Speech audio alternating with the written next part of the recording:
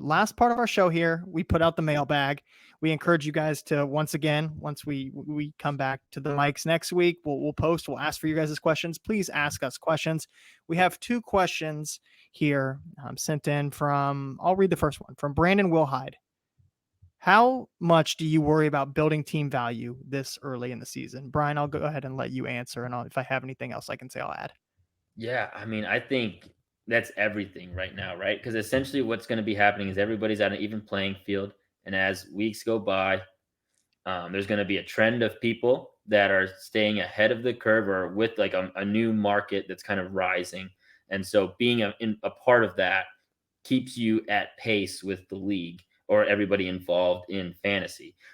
If you start to lose, yeah, or just aren't gaining value fast enough, you're just starting to really lose an advantage. I mean, we're talking about multiple players and worth of value, probably by mid-season. So, um, gaining value in your team early on is pretty much the way to keep yourself within a top tier within the league. So, I mean, I would say it's just about everything.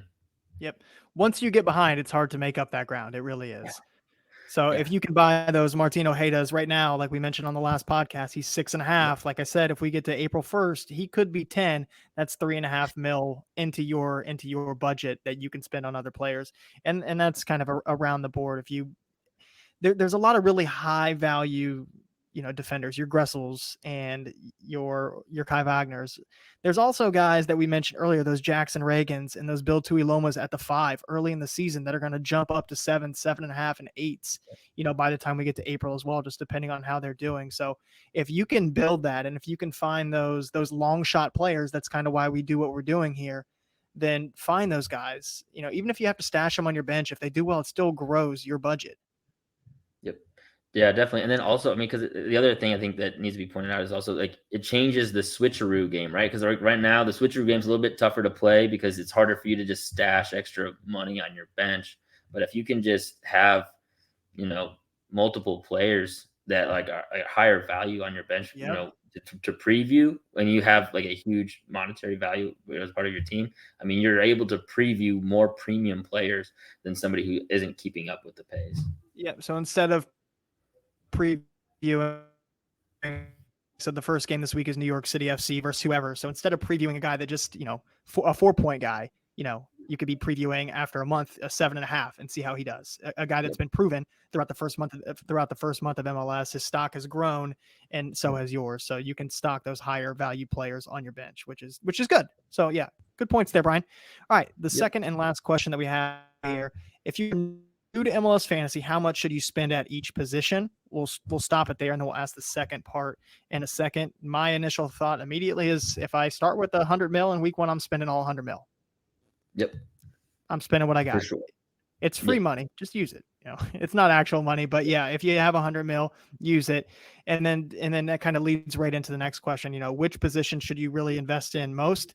If you go back and listen to the last episode, the inaugural episode of Dropping Points. So to make sure that you don't drop points, who sent in this question? That Vulcan 17. To make sure you don't drop points, you need to buy in on who, Brian? The midfielders? Yeah, I would absolutely buy in on midfielders. I mean, a lot of like 'cause I just started really previewing some lineups this week and just kind of messing around with it. And I mean, at midfield, I'm spending right now in the range of 40 to 45, 40, 42 million is what I spent in the last one. I mean, and that was because I'm looking at potentially starting 5 midfielders and I'm going a lot of nines, and so it definitely adds up really quickly for me. It also just, I mean, midfield and forwards, you're going to spend more just in general, just because those players cost more to begin with. So you're definitely going to spend more at midfield and forward, and then midfield is just because you also have 5 players compared to 3. But right now my midfield has been averaging between probably 8.5 and 9 mil, like across the board, all 4 to 5 positions. And that's, I would say, substantially, at least a mil or two higher on average compared to forwards. And then, I mean, just probably 4 million more than I am at defense. Yeah, my midfield is Martin Ojeda right now. This is the team I have right now. It could change, but Martin Ojeda at 6.5, Insigne at 10, Driussi at 9, Lucho Acosta at 9 as well. It's going to be your most expensive part of the field, but it's going to earn you the most points unless you have Kai Wagner on your team and he blows the most. Well, Hani Mukhtar had the most points last year, but a guy like Kai Wagner does too.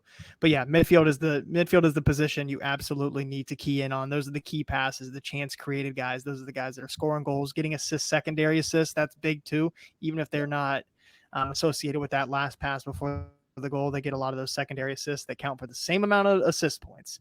So they get a lot of those bonus points in the attacking third as well. Yep. Brian, we're at about the 39-minute mark, but so we don't go at 10 minutes over. Brian, do you have any closing thoughts before we get out of here, man? I mean, and you actually just brought it up. I think this is something that I'm trying to figure out how to talk myself off of certain ledges, because I think it's easy to get really subjective and fall in love with some of the picks we make and the teams we're starting to really like matchup wise. For me, it's FC Cincinnati right now, but it's also Martin Ojeda. I'm trying to find a way to not start him, because there are just starting him does give me so many other 9 million midfielders. It's hard, but I think it's important to try to look at, like, there's got to be a downside, like a potential downside, and how do I get off that ledge if things don't work out? Because our predictions oftentimes are not going to work out. How do we rotate and change game plan quickly? So I think that's one of the things I'm focusing on after this week is, like, I've got high hopes for Cincinnati. I've got high hopes for Martin Ojeda. How do I adjust if things don't work out? Because there's a chance that can happen somehow, To take you off the Martin Ojeda train, Martin Ojeda is coming over from Argentina. He's going to be playing against a New York Red Bulls team that doesn't play like many teams that you match up against on a week-to-week basis. It's going to be hectic. It's going to be energy drink football. They're going to be getting stuck in on tackles. They're going to be flying in.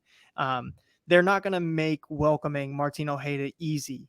Not welcome him to the league. They're not going to make that easy. Every decision he makes is going to be challenged. It's going to be hard. We're going to see the true quality of him, just raw quality, how well he can do week 1 against the New York Red Bulls. That will be a good challenge. Might not be a good week to start him fantasy, but, again, it could be, what do we call it, a half volley, If he does well, he could look like a genius. Yeah.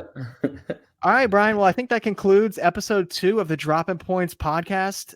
Before we get off of here, if anybody is following us on Twitter, please make sure to hop in the mailbag on a weekly basis. Shoot us your lineups. Shoot us your questions. If you only have a couple dollars left in your bank, ask us who you should pick up, those sort of things. But until next time, guys, enjoy week 1 of MLS is back. It is finally here. We waited, 3, 4, 5 months. MLS is back, ladies and gentlemen. I'm excited. Brian's excited. We'll see you guys next time. Peace.